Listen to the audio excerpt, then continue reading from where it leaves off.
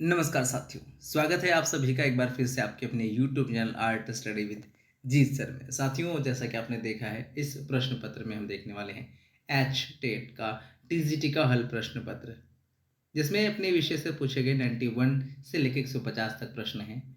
तो जिन साथियों ने एग्ज़ाम दिए हैं वो मिलान करते रहिए अपने प्रश्नों के जवाब का, और जिन्होंने एग्ज़ाम नहीं दिए वह भी इन प्रश्नों को जरूर से देखें और स्वयं से उनके जवाब लगाते रहिएगा, ताकि आप भी अंदाज़ लगा पाएँ आपने कितने प्रश्न जो हैं सही किए हैं। तो चलिए बढ़ते हैं इन प्रश्नों की तरफ और देखते हैं।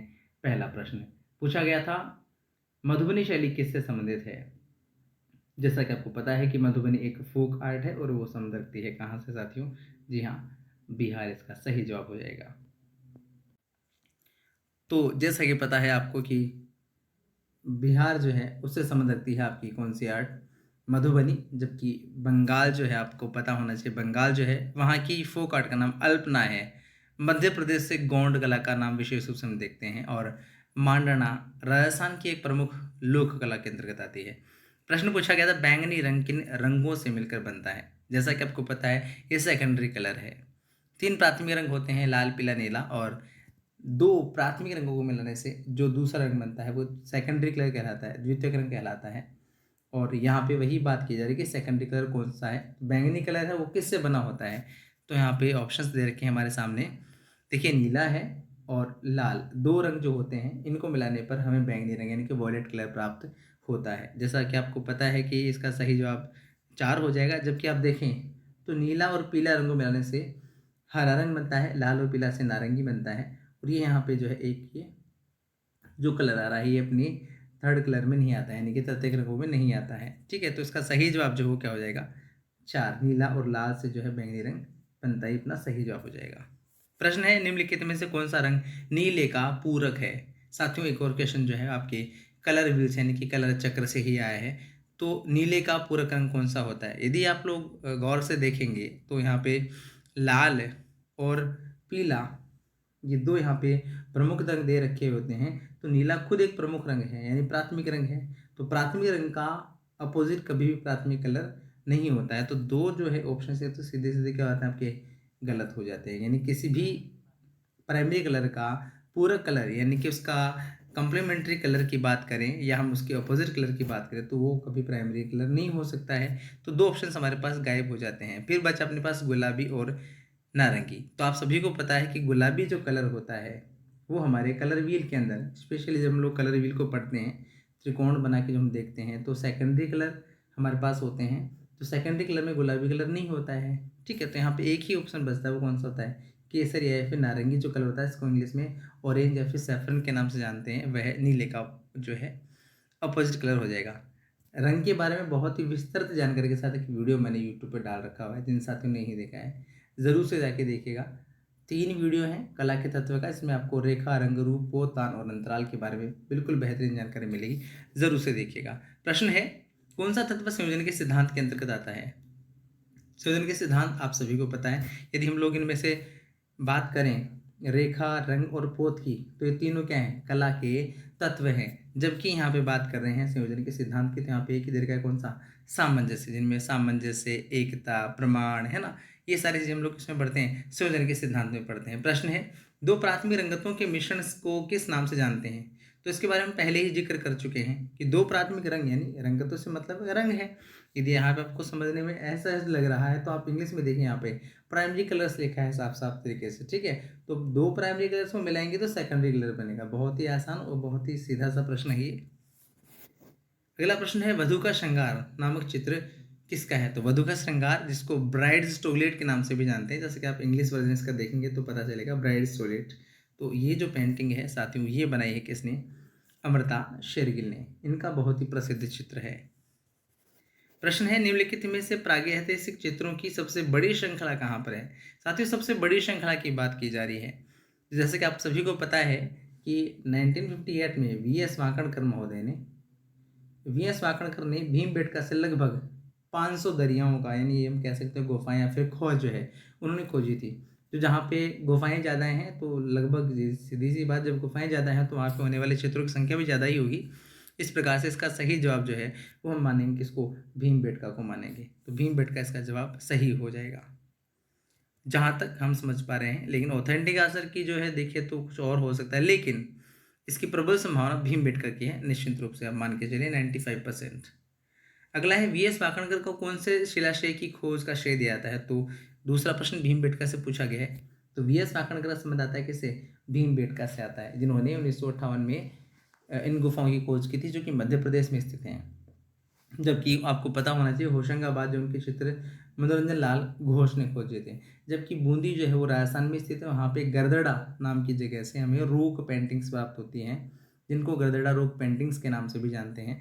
और पंचमढ़ी आप सभी को पता है कि पंचमढ़ी कहाँ पर है, ये भी आपकी मध्य प्रदेश में है। और यहाँ के चित्रों की खोज जो है, पंचमढ़ी के चित्रों की खोज DS गार्टन ने की थी, जबकि पंचमढ़ी की खोज GR हंटर ने की थी। ये भी प्रश्न यहाँ से बन जाते हैं। प्रश्न है चित्रण की उस तकनीक को क्या कहा जाता है जिसमें गोंद मिश्रित अपारदर्शी रंग का उपयोग किया जाता है? गोंद मिश्रित अपारदर्शी रंग, देखिए यहाँ पे बात की जा रही है यहाँ पे ओपेक कलर्स की, है ना। देखिए यहाँ पे इंग्लिश में आप देखेंगे आप तो समझ पाएंगे। तो प्रश्न ये भी पूछ लेते हैं ओपेक क्या होता है ना। ओपेक को हिंदी में क्या कहते हैं? अपारदर्शी कहते हैं। ठीक है, तो आप देखेंगे यहाँ पे तो वॉश तकनीक में आप सभी को पता है कि वॉश तकनीक में क्या है, ट्रांसपेरेंट इफेक्ट आता है। कोलाज जो है ये एक अलग तकनीक है जिसमें हमें रंगों की यूज करने की जरूरत नहीं होती है। ठीक है, तो ये प्रश्न, ये जो ऑप्शन है अपना, ये भी गलत हो जाता है। यानी कि अपना ये ऑप्शन भी गया और ये ऑप्शन भी गया, और इनमें से कोई नहीं वाला तो हो नहीं पाएगा। क्यों? क्योंकि देखिए यहाँ पे एक वर्ड देखा, ग्वाश दे रखा हुआ है। ठीक है, ये रहा ग्वाश। तो ये वर्ड पूछा था भी ग्वाश क्या होता है, कहीं कहीं आपको गौशे या गोचे लिखा हुआ भी देखने को मिलता है ना। जैसा कि इसका इंग्लिश जो है आप मीनिंग देखेंगे या ये कहें कि इसकी स्पेलिंग देखेंगे तो इसी तरीके की है ये। तो ग्वाश जो होता है विशेष रूप से टेम्परा रंगों में ग्वाश का प्रयोग किया जाता है, इसलिए यहाँ पे इसका जवाब हो जाएगा नंबर 2। तो टेम्परा होता है यहाँ पे, फिर टेम्परा नहीं तो ग्वाश दे रखा है, तो इसका राइट आंसर क्या हो जाएगा? 2 हो जाएगा, ग्वाश। प्रश्न है पुस्तक राजपूत पेंटिंग किसने लिखी थी? साथियों प्रश्न बहुत शानदार है, अक्सर एग्जाम पूछ लेते हैं। इसका सही जवाब हो जाएगा आनंद कुमार स्वामी, जिन्होंने राजपूत पेंटिंग नामक किताब के अंदर, जो कि 1916 में उन्होंने लिखी थी, जिसमें उन्होंने अर्वाचीन अपनी जो भारतीय चित्रकला है, या फिर ये कहें कि हमारी जो आधुनिक जो चित्रकला, उसको 2 भागों में डिवाइड किया था, राजपूती और दूसरी थी मुगल, जिसमें उन्होंने राजपूत शैली को भी 2 भागों में डिवाइड कर दिया था, एक राजस्थानी शैली तो दूसरी पहाड़ी शैली में। तो यहाँ पे इसका सही जवाब हो जाएगा बी ऑप्शन। प्रश्न है चित्रकला में स्वर्णिम आयत का सिद्धांत क्या है? Principle of golden section. देखिए आप इंग्लिश में देखेंगे तो समझ पाएंगे इसको आराम से ही। प्रिंसिपल ऑफ गोल्डन सेक्शन, जो कि आपको पता होना चाहिए कि ये जो प्रिंसिपल है ये दिया था यूनानी एक विद्वान जिनका नाम था यूक्लिड। यूक्लिड ने ये गोल्डन सेक्शन का जो है प्रिंसिपल दिया था। और ये क्या है ये आपको पता है, अनुपात निर्धारण करने की एक विधि है। इसका सही जवाब जो है 1 हो जाएगा। यानी कि हमारा जो चित्रभूमि होती है उसको किस प्रकार से डिवाइड किया जाना चाहिए, यह जानकारी हमें प्राप्त होती है किसमें? स्वर्णिम आयत का सिद्धांत, जिसको गोल्डन सेक्शन प्रिंसिपल के नाम से भी जानते हैं। अब देखिए यहाँ पे बाकी के ऑप्शन सटीक नहीं बैठेंगे, जैसे कि सोने के रंगों का उपयोग करना स्वर्णिम आयत सिद्धांत नहीं होता है, रंगों के मिश्रण करने के तरीकों को भी नहीं कहते हैं, और इनमें से कोई नहीं तो वैसे भी नहीं होगा। तो बहुत साधारण तरीके से इसका जवाब दे सकते हैं। प्रश्न है प्रवाह और लिया लय क्या है, रिदम क्या है? तो देखिए रिदम देखा जाए तो एक तरीके से क्या है, हम लोग संयोजन के सिद्धांत पढ़ते हैं, और संयोजन के सिद्धांत में हम लोग किस प्रकार से संयोजन को हम लोग सेटल करें, या फिर किस प्रकार से एक संयोजन बेहतर कर सकते हैं। तो देखा जाए, देखो यहाँ पे सममिति तो बिल्कुल भी नहीं हो पाएगा ना। ठीक है, ऊर्जा प्रवाह का शायद ऊर्जा से कोई ताल्लुकात नहीं होना चाहिए, शक्ति का भी नहीं होना चाहिए। देखा जाए तो इसका जवाब एक ऑर्डर हम कह सकते हैं कि रिदम जो है एक तरीके से ऑर्डर में संयोजन को रखना, है ना, उनको स्टेप बाय स्टेप रखते जाना। तो शायद उसका जवाब जो है 1 या लास्ट 2 हो सकता है। इसके बारे में श्योर नहीं हूँ फिलहाल, मैं इसके बारे में आपको कुछ नहीं कहूँगा इस प्रश्न के विषय में। हाँ, यदि मुझे इसके बारे में और जानकारी प्राप्त होती है मैं पिन कर दूंगा आंसर को, आप लोग नीचे कमेंट सेक्शन में, डिस्क्रिप्शन में भी देख लीजिएगा। प्रश्न है इम्पेस्टो तकनीक क्या है? तो साथियों इम्पेस्टो तकनीक के बारे में आपको पता होगा कि हम कलर मिक्सिंग पैलेट में हम लोग मोटे मोटे कलर्स जो होते हैं, मैंने कलर्स को लेके हम लोग पेंटिंग नाइफ की सहायता से मोटे मोटे कलर लगाते हैं, है ना, तुल्य का घात लगाते हैं इसके कह सकते हैं। तो इस प्रकार से मोटे रंग लगाने की जो टेक्निक्स होती है उसको इम्पेस्टो कहते हैं। और ये तकनीक काम में आती है किसमें? तेल रंगों में काम आती है। क्योंकि देखिए जल रंग जो होते हैं वो मोटे तौर पे नहीं लगाए जा सकते हैं, कोलाज देखिए, कोलाज में कोई कलर का यूज नहीं होता है, ठीक है। रेखांकन में भी हम लोग विशेष रूप से पेंसिल की सहायता से, इनकी सहायता से अधिकतर रेखांकन कार्य ये करते हैं, स्केचिंग क्या करते हैं। तो तेल रंग यहाँ पे एक ही दे रखा हुआ है, तो देखिए बहुत ही साधारण तरीके से तेल रंग इसका जवाब हो जाएगा। प्रश्न है, अनुपात को किस अन्य नाम से जानते हैं? तो अनुपात जो होता है, प्रपोर्शन, उसको लॉ ऑफ रिलेशनशिप के नाम से जानते हैं। इसका 13वां यानी कि इसका सी ऑप्शन सही हो जाएगा। प्रश्न है, मृणासन राजकुमारी का चित्र अजंता की किस गुफा से चित्रित है? देखिए साथियों, मरणासन राजकुमारी की बात करें, गुफा संख्या 16 से मरणासन राजकुमारी का चित्र प्राप्त होता है। जबकि आप देखेंगे गुफा संख्या 9 की बात जब करेंगे तो गुफा संख्या 9 से हमें स्तूप पूजा के दृश्य प्राप्त होते हैं। गुफा संख्या 1 से बोधिसत्व पद्म पाणी का चित्र प्राप्त होता है विशेष रूप से। और गुफा संख्या 17 का जो प्रसिद्ध चित्र है वह है राहुल समर्पण का, या ये कह सकते हैं भिक्षुक बुद्ध, है ना, भिक्षुक बुद्ध के नाम से भी कई बार देखने को मिलता है, या माता और पुत्र नाम से प्राप्त होता है। अगला प्रश्न पूछा गया है आपसे, क्यूरसक्यूरो क्या है? तो क्यूरसक्यूरो साथियों एक तकनीक है जिसमें हम लोग छाया प्रकाश दिखाने की तकनीक इसको जानते हैं। तो इसका जवाब हो जाएगा ऑप्शन नंबर 2, छाया प्रकाश देने की तकनीक, उसको क्यूरसक्यूरो कहा जाता है। जिसमें छोटी छोटी लाइनें यानी बारीक बारीक लाइनों से बार बार उनकी रिपीटेशन से, बार बार उनकी पुनरावृत्ति से छाया दिखाई जाती है, उसको क्यूरसक्यूरो कहा जाता है। प्रश्न है, निम्नलिखित में से कौन सा रंग शीतल है? शीतल रंग है यानी कि कूल कलर है। तो साथियों, जो रंग सूर्य के नज़दीक होते हैं वो वार्म कलर होते हैं, यानी कि गर्म रंग होते हैं। और अपनी प्रकृति से संबंधित जो कलर होते हैं, ये कह सकते हैं कि जो अपनी प्रकृति आसमान से संबंधित जो कलर होते हैं वो अपने शीतल रंग होते हैं। तो इनमें से एक ही दे रखा है, देखिए आप देखेंगे तो लाल है, नारंगी है, पीला है, ये तीनों के तीनों रंग क्या हैं? ये तीनों रंग आप देखिए यहाँ पे कलर देख पा रहे होंगे, यहाँ पे ये अपने लोगों में ये जो कलर है ये क्या होते हैं? गर्म रंग होते हैं। शीतल रंग यहाँ पे एक है, वो कौन सा है? नीला रंग है। जैसे नीला है, आसमानी है, बैंगनी है, हरा है, ये अधिकतर कलर अपने क्या हैं? शीतल रंग कहलाते हैं। प्रश्न है, निम्नलिखित में से कौन सी रूपप्रद कला है? जैसे इंग्लिश में कहा गया प्लास्टिक आर्ट, तो प्लास्टिक आर्ट कहें या रूपप्रद कला कहें, साथियों रूपप्रद कला से तात्पर्य है कि जिस कला का कोई रूप होता है, कोई आकार होता है। तो देखिए यहाँ पे नृत्य का कोई आकार नहीं होता है, संगीत का भी नहीं होता है, नाट्य का भी नहीं होता है, लेकिन चित्र जो होता है, इस चित्र का हमारे पास एक आकार प्रकार होता है ना। हम उसमें द्विआयामी प्रभाव या त्रिआयामी प्रभाव की सहायता से कोई भी चित्र बनाते हैं। तो रूपप्रद कला जो है चित्र को यहाँ पे कहा गया है, यानी पेंटिंग को कहा गया है, ठीक है, चित्रकला को कहेंगे हम लोग। प्रश्न है, राजपूती व पहाड़ी शैली के चित्रों को राजपूत कला की श्रेणी में किसने रखा है? कुछ ही समय पूर्व हमने बात कही थी कि सन 1916 में राजपूत पेंटिंग नाम की किताब लिखी थी आनंद कुमार स्वामी ने। और आनंद कुमार स्वामी ने, उन्होंने अर्वाचीन भारतीय चित्रकला को 2 भागों में डिवाइड किया गया था। उसमें कहा था उन्होंने, एक कहा था राजपूत शैली, दूसरा कहा था मुगल शैली। उन्होंने राजपूत जो शैली है उस राजपूत शैली को भी फिर 2 भागों में डिवाइड कर दिया था, जिसमें एक को कहा उन्होंने राजस्थानी शैली, तो दूसरे को कहा उन्होंने पहाड़ी शैली। तो इसलिए इसका जो जवाब हो जाएगा 2 हो जाएगा। प्रश्न है, कौन सी रेखाएं नाटकीय प्रभाव उत्पन्न करती है? तो नाटकीय यानी कि ड्रामेटिक इफेक्ट्स जो है वो प्रदान करने वाली रेखाएं कौन सी होती है? जी साथियों, जवाब इन्होंने सही लगा रखा है, जिन्होंने भी लगाया है। कर्णवत जो रेखाएं होती हैं, ठीक है, सॉरी, कर्णवत जो रेखाएं होती हैं वो अपने क्या होती है, ये दर्शाएंगी बिल्कुल। कर्णवत रेखाएं ये जो अपनी होती है, जो कोण बना देती हैं एक तरीके से, ये थोड़ा सा गलत लिख रखा है इन्होंने, कर्णवत नहीं कहेंगे इसको हम लोग, इसको हम तिरछी रेखा कहेंगे। इंग्लिश में सही दे रखा है डायगोनल लाइंस, ठीक है। ये डायगोनल लाइंस जो होती है, तिरछी रेखाएं जो होती हैं, ये डायगोनल लाइंस जो है वो नाटकीय प्रभाव दर्शाती है, ठीक है। कर्णवत रेखाएं जो है वो लगभग ऐसी हो जाती हैं जो ये कोण बनाती हैं, ठीक है। तो कोण बनाने वाली रेखा नहीं आ रही एक तरीके से, यहाँ पे डायगोनल जो लाइन होती है ये अपनी नाटकीय प्रभाव को दर्शाती है। इसलिए इसका जो है ऑप्शन इसका सही हो जाएगा सी ऑप्शन, यानी कि तीसरा ऑप्शन सही हो जाएगा, कर्णवत रेखाएं, ठीक है। इंग्लिश में देखिए, इंग्लिश में इसका सही जवाब दे रखा है डायगोनल लाइंस, ठीक है। जबकि लंबवत रेखाएं जो है अपने स्थायित्व का, दृढ़ता का भाव दर्शाती हैं। क्षैतिज रेखा जब शांति का, मौन का या विश्राम का भाव दर्शाती हैं। जबकि एक पुंजी रेखाएं जो होती है वो प्रसार का, उल्लास का, इस प्रकार के भाव दर्शाती हैं। प्रश्न है, ललित कलाएं कितने प्रकार की मानी गई है? साथियों 2 प्रकार की कलाएं हमने पढ़ी हैं, उपयोगी कला और ललित कला। ललित कलाओं की संख्या 5 होती हैं, आप सभी को पता है, चित्र, मूर्ति, वास्तु, संगीत और नाट्य जो है अपनी 5 प्रमुख ललित कलाएं हैं। प्रश्न है, चित्रकला के तत्व क्या हैं? तो साथियों यहाँ पे बहुत ही साधारण तरीके से दे रखा है। चित्रकला के जो तत्व हैं देखिए ये हैं रेखा, रूप, रंग, तान, पोत, अंतराल, ये चित्रकला के तत्व हैं, यानी एलिमेंट्स ऑफ आर्ट हैं। जबकि आप देखेंगे यहाँ पे सहयोग, सामंजस्य, संतुलन, ये अपना राइट आंसर है। जबकि यहाँ पे सहयोग, सामंजस्य, संतुलन, प्रभाविता, लय और अनुपात जो है ये क्या है, ये अपने आते हैं संयोजन के सिद्धांत, यानी कि प्रिंसिपल ऑफ आर्ट जो है ये प्रिंसिपल ऑफ आर्ट हैं, ये एलिमेंट्स ऑफ आर्ट हैं।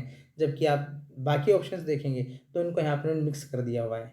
ठीक है, यहाँ पे मिक्स कर दिया उन्होंने संयोजन के सिद्धांत को और दोनों को मिक्स कर दिया हुआ है, इसमें भी दोनों को मिक्स कर दिया हुआ है। तो यहाँ पे शुद्ध रूप से जो अपने दो ही होते हैं, तत्व और सिद्धांत। तो 30 ऑप्शन का सही हो जाएगा।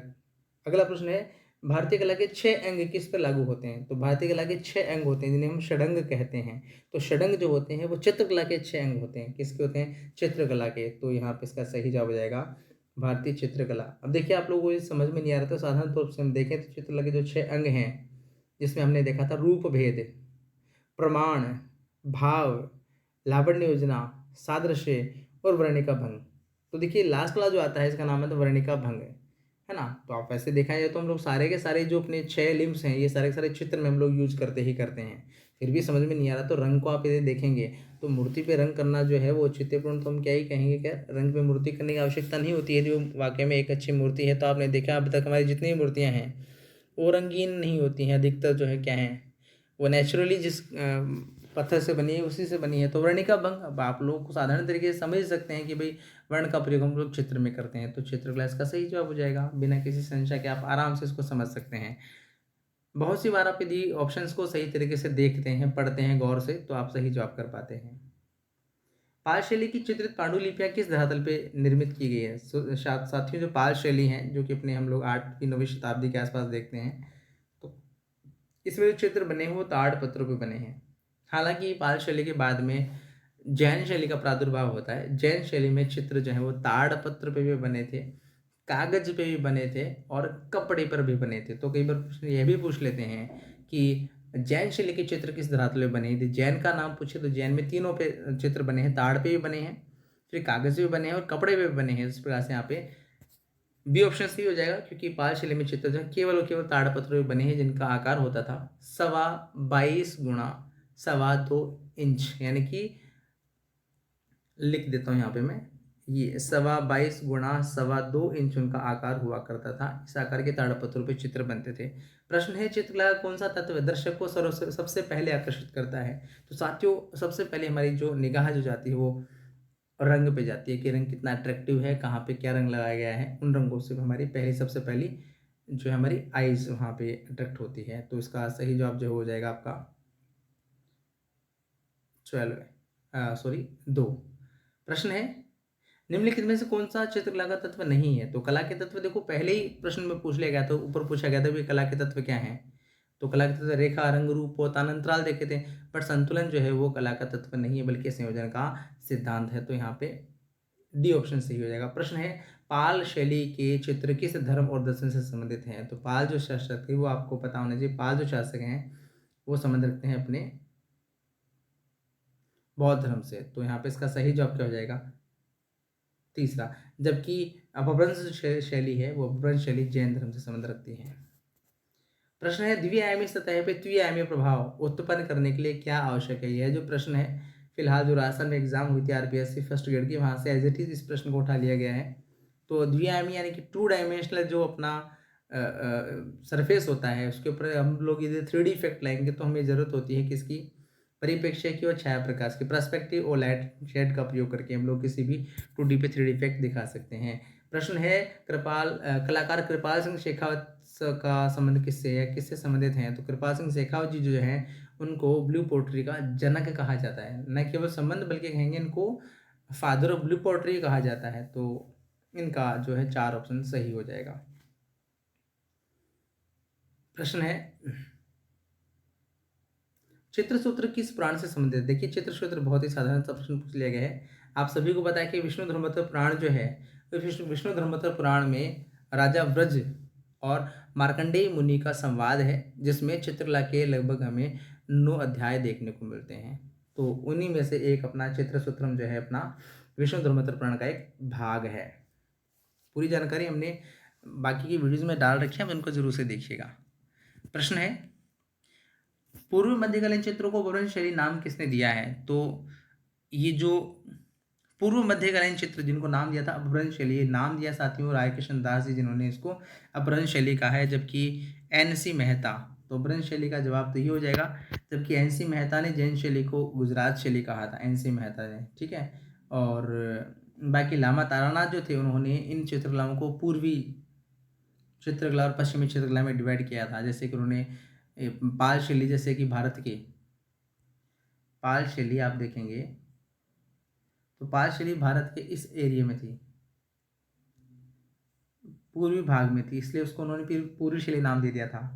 जबकि जैन शैली जो है वो अधिकतर अपने पनपी थी कहाँ पे, पश्चिमी भाग में पनपी थी अधिकतर, इसलिए उन्होंने जैन शैली को पश्चिमी शैली नाम दिया था लामा तारानाथ ने, ठीक है।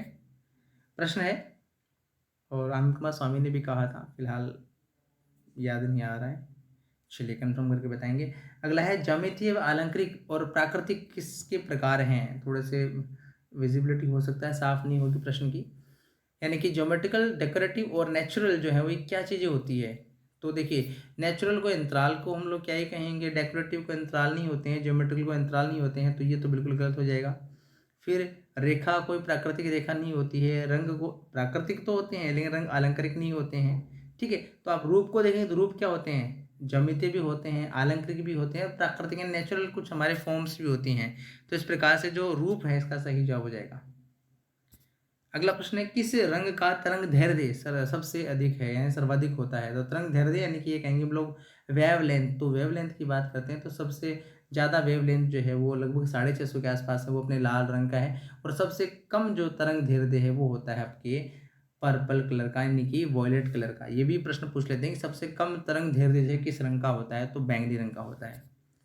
प्रश्न है, रूप के प्रभाव को बदला जा सकता है, कोई रूप है उसमें यदि प्रभाव कोई इफेक्ट यदि हम उसको कैसे बदल सकते हैं? तो उसके बदलने के लिए हम क्या कर सकते हैं, पोत का यूज भी कर सकते हैं, बिल्कुल पोत से भी बदल सकते हैं, रंग द्वारा बदल सकते हैं, अलंकृत अभिप्राय यानी कि डेकोरेटिव पैटर्न से बदल सकते हैं। तो उसका सही जवाब क्या हो जाएगा, सभी के द्वारा हम लोग रूप के प्रभाव को बदल सकते हैं। प्रश्न है, किसी रंगत में काला रंग मिलाने से क्या होगा?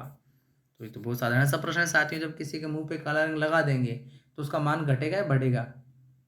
काला रंग लगाएंगे किसी मुंह पे तो मान तो घटेगा ना, बिल्कुल। तो इसका सही जवाब क्या हो जाएगा, उसका मान घट जाता है। तो किसी भी रंग में काला रंग मिलाने से उसका मान घट जाता है, लेकिन उसका सफ़ेद रंग मिलाने से उसका मान बढ़ जाता है, ठीक है। तो इसका ध्यान रखिएगा आप लोग।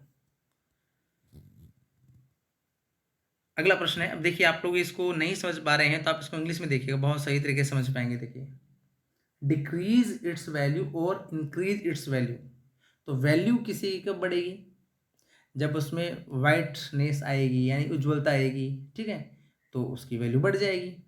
जब किसी को ब्लैक कलर लगा देंगे तो उसकी वैल्यू क्या होगी, डिक्रीज होगी, घटेगी, इसलिए तो सीधे सीधे इसका जवाब क्या हो जाएगा, दूसरे नंबर का हो जाएगा। तो थोड़े से लॉजिक के साथ आप प्रश्नों को सही कर सकते हैं। प्रश्न है, निम्नलिखित में से क्या आधुनिक कला में अत्यधिक महत्वपूर्ण है? आधुनिक कला जो हुई थी यानी कि मॉडर्न टाइम में पेंटिंग्स में सबसे महत्वपूर्ण क्या है? तो आप देखेंगे आजकल सबसे ज़्यादा जोर देते हैं किसके ऊपर, पोत पे ध्यान दे रहे हैं अधिकतर। आप देखेंगे तो अलग अलग टेक्सचर्स का यूज़ करके जो है पेंटिंग्स जो है वो की जा रही है। तो यहाँ पे इसका ऑप्शन हो जाएगा 2। प्रश्न है, रेखा चित्र का विशेष गुण है,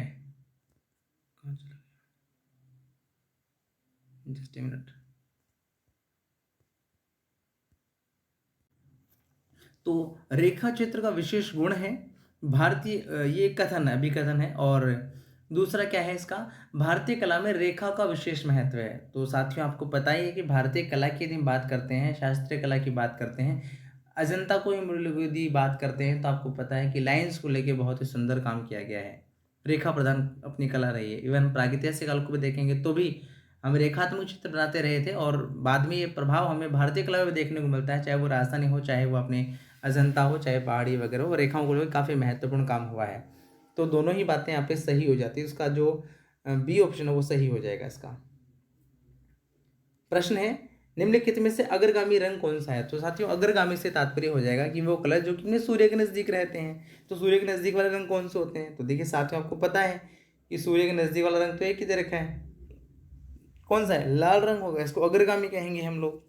प्रश्न है, निम्नांकित में से किस रूपाकार यानी किस फॉर्म में पूर्णता का भाव अंतर्निहित होता है। तो पूर्णता का भाव साथियों आपको पता है कि जब आप एक सर्कल को बनाते हैं तो सर्कल कहीं भी खत्म नहीं होता है। यानी सर्कल जो है यहाँ से स्टार्ट होके पूरा यहाँ तक आता है, मतलब पूरा अपना कंसेप्ट क्लियर करता है, पूरा अपना जो है रेडियस को मापता है। इसीलिए वृत्ताकार जो आपका रूप होता है वो क्या करता है, वो पूर्णता का भाव दर्शाता है।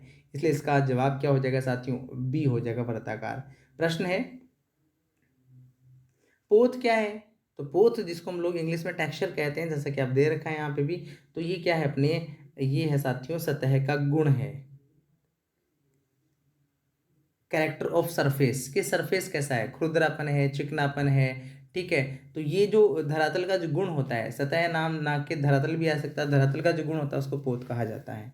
पोत तीन होते हैं, प्राप्त, अनुकृत और सृजित पोत। ये बिल्कुल कला के तत्व के लेके इतना शानदार मैंने कंटेंट डाला हुआ है, आप लोग खुद एनालिसिस कीजिएगा।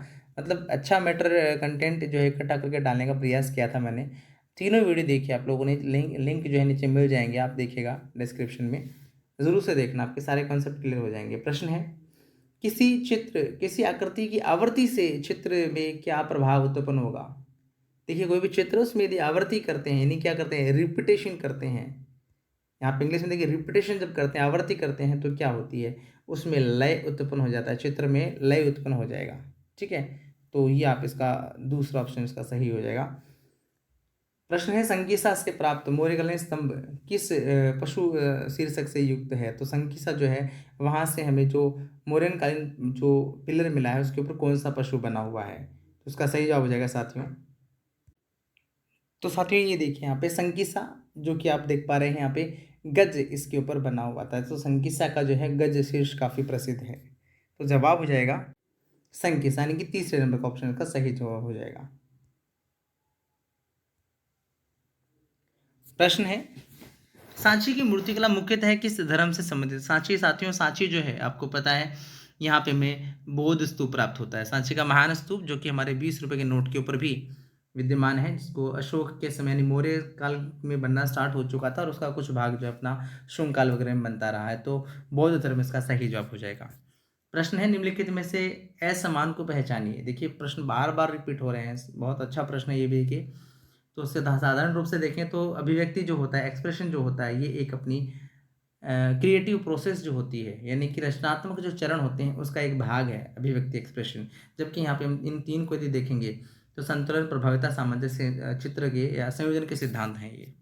प्रश्न है, चित्रकला के तत्वों के अनुसार रेखाएं कितने प्रकार की होती है? साथियों रेखाएं जो है उनकी संख्या होती है 7 प्रकार की रेखाएं, यानी कि आपको पता होता है कि खड़ी रेखा, आड़ी रेखा, तिरछी रेखा, कोणीय रेखा, लहरदार रेखा, एक चक्राकार रेखा और एक होती है अपनी एक पुंजी रेखा। तो इस प्रकार से 7 प्रकार की रेखाएं मानी जाती है। अगला प्रश्न है, नागर, द्रविड़, बेसर किससे संबंधित शैलियां हैं? तो ये जो शैलियां हैं साथियों पता होना चाहिए कि हमारी जो मंदिर वास्तुकला है, क्या मंदिर वास्तुकला की 3 प्रमुख शैलियां हैं। नागर शैली जो कि उत्तर भारत में बने मंदिरों की जो शैली को नागर शैली कहा जाता है, दक्षिण भारत में बनी हुई मंदिर शैली को बेसर शैली कहा, माफ कीजिएगा, द्रविड़ शैली कहा जाता है। और जो इन दोनों के मध्य यानी मध्य भारत में जो होती है उसको बेसर शैली या फिर बेसारा शैली के नाम से जानते हैं। तो तीनों जो शैलियां हैं ये अपनी मंदिर वास्तुकला की शैली है। जवाब इसका 2 हो जाएगा। प्रश्न है, चित्र में रंग का मूल कार्य क्या होता है? कलर से हम क्या प्राप्त करते हैं? तो साथियों आपको पता है कि हर एक कलर के अपने अपने भाव होते हैं, जैसे कि लाल, पीला, हरा, सभी रंगों के भाव देखते हैं। तो रंग का जो मूल कार्य होता है वो भाव उत्पन्न करना होता है। रंग से पोत तैयार करना ये इसका कोई मूल काम नहीं होता है, हालांकि हम रंग से पोत प्राप्त कर सकते हैं बट इसका कोई महत्वपूर्ण काम नहीं है। अंतराल को सृजन करना भी रंग का मूल कार्य नहीं होता है। संतुलन बनाने में रंग का कोई विशेष योगदान नहीं होता है, लेकिन इसका सबसे महत्वपूर्ण इन चारों के हिसाब से देखें तो अपना 2 हो जाएगा। Right answer 100%। आगे बढ़ते हैं, निसारुद्दीन शाहबुद्दीन मनोहर किस शैली के मुख्य चित्रकार हैं? साथियों इसका सही जवाब हो जाएगा आपका मेवाड़ शैली। मेवाड़ शैली राजस्थान चित्र शैलियों में से प्रमुख शैली मेवाड़ शैली। इसके अतिरिक्त 3 अन्य शैलियाँ देखें हम लोग तो मारवाड़ शैली, हाड़ौती शैली, ढूंढाड़ शैली आती है। तो मेवाड़ शैली के प्रमुख कलाकार ये 3 रहे हैं। प्रश्न है, सम विभक्ति और असम विभक्ति किससे संबंधित है? तो जो अपना अंतराल होता है, इस अंतराल को जब हम लोग ठीक 2 भागों में बांट देते हैं तो उसको बोलते हैं सम विभक्ति। और इसको हम लोग ठीक दो भागों में डिवाइड नहीं कर पाते हैं, फिर ये कहें कि वह जो अपना अंतराल होता है वो असमान भागों में जो विभक्त किया जाता है उसको असम विभक्ति कहा जाता है। तो ये जो प्रकार हैं वो किसके हो जाएंगे, अंतराल के प्रकार होते हैं, सम विभक्ति और असम विभक्ति।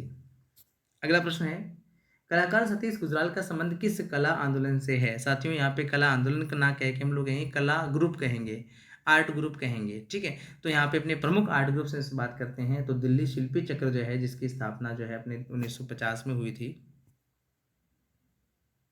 तो दिल्ली शिल्पी चक्र जो है जिसमें भावेश चंद्र सान्याल, धनराज भगत का नाम विशेष रूप से लिया जाता है, तो उसी ग्रुप में रहे हैं सतीश गुजराल। जबकि पैक ग्रुप में आपको पता है सुजा रजा आरा, गाड़े बाकरे हुसैन का नाम आता है। कलकत्ता ग्रुप में अपने प्रदोष दास गुप्ता, निरोध मजुमदार आदि का नाम आता है। चोलबुल विलेज है जिसकी स्थापना आपने की थी केसीएस पणिकर ने की थी, ठीक है। दो यानी कि दिल्ली शिल्पी चक्र जिसकी स्थापना हमने देखी थी कब, 25 मार्च 1949 को। 25 मार्च 1949 को जो है इस ग्रुप की स्थापना हुई थी, है ना, ठीक है। आई थिंक मैंने 50 बोल दिया था। अगला प्रश्न है, सघनता क्या है। सघनता आप इंग्लिश में देखेंगे तो इसको क्रोमा भी कहा जाता है। सघनता कहें, क्रोमा कहें या इंटेंसिटी कहें, एक ही बात होती है। तो क्रोमा क्या होती है, ये कलर की तीव्रता को दर्शाती है, सघनता को दर्शाती है। तो देखो इंग्लिश में भी देखेंगे समझ पाएंगे आप, इंटेंसिटी ऑफ कलर्स, या फिर ये कहेंगे रंगों की तीव्रता, कि रंग जितना ज़्यादा गाढ़ा, जितने ज़्यादा शुद्ध होगा रंगों की तीव्रता उतनी ज़्यादा होने वाली है। तो सघनता जो है एक तरीके से रंगों का हम लोग प्योर, जो उसकी प्योरिटी उसको दर्शा सकते हैं। तो रंगों की तीव्रता इसका सही जवाब हो जाएगा। प्रश्न है, समस्त ललित कलाओं में समान गुण कौन सा होता है। जैसा कि हमने बात की थी 5 ललित कलाएं होती हैं, चित्र कला, मूर्ति कला, वास्तुकला, संगीत कला, नाट्य कला। इस प्रकार की जो 5 जो कलाएं होती है ललित कलाएं, उन सभी में एक जो तत्व मौजूद है उसको कहते हैं लय। सभी में लय जरूरी है।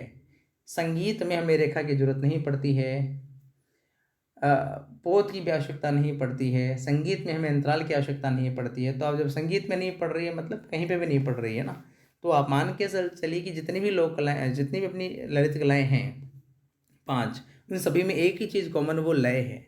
लय चित्र में भी चाहिए, मूर्ति में भी चाहिए, वास्तु में भी नहीं चाहिए, नाट्य में भी चाहिए, संगीत में भी चाहिए, काव्य में भी चाहिए, सभी चीज़ों में लय जो है महत्वपूर्ण होता है, रिदम जरूरी होती है। प्रश्न है, असममित रूप का उदाहरण क्या होता है। एग्जाम्पल ऑफ एसिमेट्रिकल फॉर्म का होता है। तो असममित उदाहरण किसे कहेंगे, जब किसी भी आकार को हम 2 भागों में डिवाइड करते हैं तो उसके दोनों भाग जब इक्वल होते हैं तो उसको बोलते हैं सममित बोलते हैं, ठीक है। और जब उसके दोनों भाग समान नहीं होते हैं उसको असममित कहा जाता है। तो प्रश्न यही पूछा गया कि असममित का उदाहरण क्या है। तो यहाँ पे साथियों शंख जो है वो आपके असममित का उदाहरण है, जबकि क्लास, वृत्त, वर्ग जो है इनको आप जब 2 भागों में डिवाइड करेंगे तो ये दोनों भाग इक्वल होंगे, इसलिए उनको सममित रूप कहा जाएगा। अधिक जानकारी आप मेरे 3 वीडियोस को देख लिया, जिन्होंने इन 3 वीडियोस को देखा है उनका बहुत सारे प्रश्न सही हुए होंगे डेफिनेटली। प्रश्न है, एम.एफ. हुसैन द्वारा लिखित निर्देशित film the through the eyes of A painter को कहाँ फिल्माया गया है। साथियों ये जो है ये हुसैन का आर्ट वर्क है, ये कह सकते हैं कि उनकी फिल्म द्वारा फिल्माई गई 15 मिनट की एक मूवी है जो राजस्थान में फिल्माई गई है। इसका सही जवाब जो है वो जाएगा राजस्थान। प्रश्न है, कंदरिया महादेव कहाँ स्थित है। साथियों कंदरिया महादेव जो है वह मंदिर आपके खजुराहो में है। खजुराहो जो कि छतरपुर जिला मध्य प्रदेश में है। चंदेल शासकों के द्वारा इन मंदिरों का निर्माण करवाया गया था 10वीं 11वीं शताब्दी में। उन्हीं में से सबसे महत्वपूर्ण मंदिर है कंदरिया महादेव का मंदिर, जो कि नागर शैली का प्रमुख उदाहरण है। इस मंदिर का निर्माण जो है, इसके जो प्रवेश द्वार है उसका मुख एक कंदरा, एक गुफा की भांति होने की वजह से इसका नाम रखा गया था कंदरिया महादेव। राजा धंग या राजा गंड ने इसका निर्माण करवाया था। आगे बढ़ते हैं हम लोग। प्रश्न है, सीधी लंबवत रेखा चित्र का कौन सा भाव या विवेक को दर्शाती है। तो देखिए सीधी रेखा की बात कर रहे हैं, जब ये सीधी रेखा होती है तो ये अपने स्थायित्व का भाव दर्शाती है। तो सीधे सीधा ऑप्शन में दे रखा है स्थायित्व, तो इसका तीसरा ऑप्शन सही हो जाएगा। प्रश्न है, कला रचना में यांत्रिकी कौशल को क्या कहते हैं। यांत्रिकी कौशल यानी मैकेनिकल स्किल की बात कर रहे हैं यहाँ पे। स्किल क्या होती है, तो जो देखिए मेकिंग क्या होती है, मेकिंग वो स्किल नहीं होती है। मीडियम जो क्या होता है, मीडियम, थोड़ा हिंदी की तरफ आते हैं। मीडियम क्या होता है कि चित्र रचना के लिए जिन हम लोग माध्यमों का प्रयोग करते हैं, या ये कहें कि जिन सामग्री का प्रयोग करते हैं, सामग्री को माध्यम कहते हैं। लेकिन उस माध्यमों के प्रयोग करने की जो तकनीक होती है, जो टेक्निक होती है, यही जगह है कि उसकी जो रचना कौशल होता है, उसी को तकनीक कहा जाता है। तो इसका तीसरा ऑप्शन सही हो जाएगा। इसका राइट आंसर हो जाएगा 3, यानी कि तकनीक या टेक्निक जो है उसको यांत्रिकी कौशल या रचना कौशल के नाम से भी जानते हैं। अगला प्रश्न है, मुगल शैली का उद्भव किन शैलियों के मिश्रण से हुआ था या किसका परिणाम है? तो मुगल जो शैली है वो 2 शैलियों से बनी है। जैसा कि आपको पता है ईरान से जो है ये अपने शासक आए थे। वहीं से ये 2 प्रमुख ईरानी कलाकार, जिनमें मीर शेर अली जुदाई और ख्वाजा अब्दुल समद शिराजी का नाम आता है, वो ईरानी शैली यहाँ लेकर आते हैं। उसके बाद में भारतीय शैली का मिश्रण होकर मुगल शैली का निर्माण होता है। प्रश्न है, फ्रेस्को सेको फ्रेस्को बुनो शब्दावली का संबंध किससे है? तो फ्रेस्को बुनो शेको 2 तकनीक है जो कि भित्ति चित्रकला की तकनीक है। वॉल पेंटिंग ना कह के हम लोग फ्रेस्को पेंटिंग कहेंगे तो भी गलत नहीं होगा। फ्रेस्को पेंटिंग की 2 टेक्निक है। फ्रेस्को सेको यानी कि जो अपनी धरातल होता है उसके सूख जाने के बाद में जब चित्र बनाते हैं उसको फ्रेस्को सेको कहते हैं, जबकि गीली भित्ति पे चित्रण करने की जो तकनीक होती है उसको फ्रेस्को बुनो कहा जाता है। प्रश्न है, दृष्टि के कोण के कारण, देखिए विजन की बात कर रही है, दृष्टि के कोण के कारण रूप अथवा आकार में आने वाले छोटेपन को क्या कहते हैं? देखिए प्रश्न को पढ़िएगा, छोटेपन की बात की जा रही है तो छोटेपन को क्या कहेंगे? यहाँ पे साथियों छोटेपन की बात एक ही जगह हो रही है, कहाँ पे हो रही है? स्थितिजन्य लघुता। लघुता मतलब छोटापन, है ना? तो छोटेपन की बात यहाँ पे कर रहे हैं तो उसका सही जवाब क्या हो जाएगा? स्थितिजन्य लघुता, जिसको इंग्लिश में कहते हैं फोरशॉर्टनिंग। ठीक है, फोरशॉर्टनिंग क्या हो जाएगी? फोरशॉर्टनिंग ये हो जाएगी कि जैसे एक हाथ का यदि चित्र बना रहे हैं, ठीक है, भगवान बुद्ध यदि अभय मुद्रा के अंदर बैठे हैं तो अभय मुद्रा के अंदर उनका जो हाथ जो बनाया गया है, ये हाथ जो बनाया गया है, इस हाथ की हमें हाइट नज़र नहीं आती, इसकी पूरी पूरी हमें लेंथ नज़र नहीं आती है, बल्कि क्या है यहाँ पे फोर शॉर्टनिंग है, यानी कि देखने का जो विजन है, इसको फ्रंट से देखने इसका विजन है, उसकी वजह से हाथ की जो पूरी लेंथ है हमें समझ में नहीं आ रही है। हालांकि इसको हम अलग अलग एंगल से जब देखेंगे तो इसकी जो लंबाई हो प्रॉपर जितनी है उतनी ही रहेगी, लेकिन ये हमें उतनी नज़र नहीं आएगी। इसीलिए इसको हम क्या कहते हैं? फोर शॉर्टनिंग कहेंगे, या फिर इसको हिंदी में कहते हैं स्थिति जन्य लघुता, यानी कि स्थिति के अनुसार अलग अलग स्थितियों में आकार का छोटा बड़ा होना जो है स्थितिजन्य लघुता कहलाती है। जबकि आप पर्सपेक्टिव की बात करते हैं तो तीनों पर्सपेक्टिव यहाँ पे दे रखे हैं, 3 पर्सपेक्टिव दे रखे हैं, वातावरण यानी कि एरियल पर्सपेक्टिव, रेखीय पर्सपेक्टिव यानी कि लिनियर पर्सपेक्टिव और अपना एक बहुबिंदु पर्सपेक्टिव होता है। तो पर्सपेक्टिव की पूरी इन्फॉर्मेशन मैंने वीडियो के अंदर डाली हुई, वहाँ पे भी देख लीजिएगा। सबसे खास बात, केंद्रीय विद्यालय संगठन यानी कि केवीएस की वैकेंसी भी आ चुकी है। जिन साथियों को केवीएस की प्रिपरेशन करनी है, क्लासेस स्टार्ट करने जा रहा हूँ मैं, तो जो भी साथी मेरे इंटरेस्टेड हैं, नीचे लिंक अभी डिस्क्रिप्शन में मिल जाएगा आपको, वहाँ से आप फॉर्म को फिल कीजिएगा और आपको हम कॉल या मैसेज के थ्रू बता देंगे, क्लासेस की जानकारी आपको दे दी जाएगी। फ़ीस क्या रहेगी आप सब अपने हिसाब से डिसाइड कीजिए, और जो भी क्लास लेने के इच्छुक हैं वो साथ ही फॉर्म जरूर से फिल कीजिएगा और हमें नोटिफाई कीजिएगा। तो चलिए, वीडियो के अंत तक बने रहने के लिए आप सभी का धन्यवाद, और आपको कितने प्रश्न सही हुए यह भी आप अंदाज़ा लगा सकते हैं। तो ये थे पूरे अपने 150 क्वेश्चन खत्म हो चुके हैं इस प्रश्न के। मिलते हैं अगले वीडियो में जिसमें हम लेके आने वाले हैं पीजीटी के पूरे यही प्रश्न। पीजीटी के भी एग्ज़ाम हुई थी, तो एच-टेट पीजीटी का जो पेपर है वह भी हमारे पास अवेलेबल है, तो जल्द ही उसका वीडियो भी आपको मिलने वाला है। तो तब तक बने रहिए और देखते रहिए अपने चैनल को। हाँ, कला के तत्व की वीडियो देखना मत भूलिएगा, बहुत महत्वपूर्ण आपके लिए। धन्यवाद।